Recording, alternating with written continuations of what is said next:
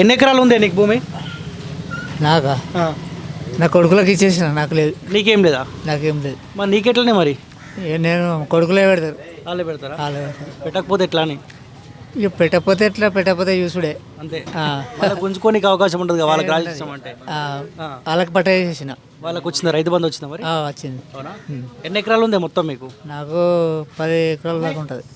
10 ఎకరాలకు రైతు బంధు వచ్చిందా? వాళ్ళ కొడుకులకు వస్తుంది, ఇక ఇద్దరు కొడుకులకు. సరే, 5 ఎకరాలు. ఆ, ఆహా. ఇప్పుడు ఏమేసినాయి? వరి అల్లా పసుపా? పసుపు మొక్క. మంచిగా ఉందా పసుపు ధర ఇప్పుడు?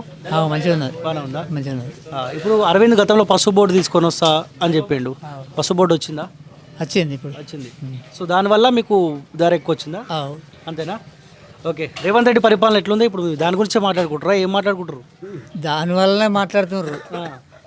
అడ్డీ ఇప్పుడు అది రుణం అది ఇస్తున్నారు కదా, అది ఇస్తలేడని అంటున్నారు పబ్లిక్. రుణమాఫీ జగన్ మీదనే పబ్లిక్ అదురుతున్నది. ఓకే, సరే. ఇక సింపుల్గా ఎంపీ ఎలక్షన్స్ రాబోతున్నాయి కదా, నెల రోజుల సమయం ఉంది. ఏ పార్టీ వస్తే మంచిగా ఉంది అనుకుంటున్నావు? ఏ పార్టీ? ఏ పార్టీ ఇప్పుడు ఇది కాంగ్రెస్ నడుస్తుంది కదా, అది చూస్తున్నాం ఇక నడని. ఆలోచిస్తురా? తెలుసా ఎవరెవరు పోటీలో ఉన్నారు? జీవన్ రెడ్డి తెలుసా? జీవన్ రెడ్డి తెలిసే, బాజిరెడ్డి గోవర్ధన్, అందరు తెలిసే వాళ్ళు. ధర్మపురి అరవింద్. ఎవరు బెస్ట్ ఈ ముగ్గురులో? ఎవరు ఉంటే బాగుంటుంది?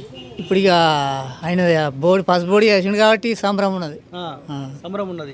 ఇప్పుడు మోదీకి 2 సార్లు అవకాశం ఇచ్చాం కదా, మూడోసారి కూడా ఆయనే ఉండాలా, మారాలా? ఆయన ఉండాలి, ఆయనే ఉండాలి.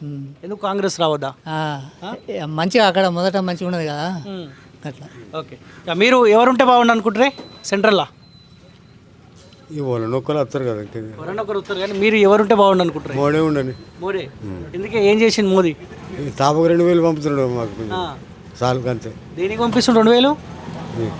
భూమి మీద, భూమి నాకు బిగినర్ ఉన్నది. ఎప్పుడు పైసలు వచ్చినప్పుడు 2000 పంపుతాడు. అందుకే మోదీ ఉండాలంటున్నా. ఓకే.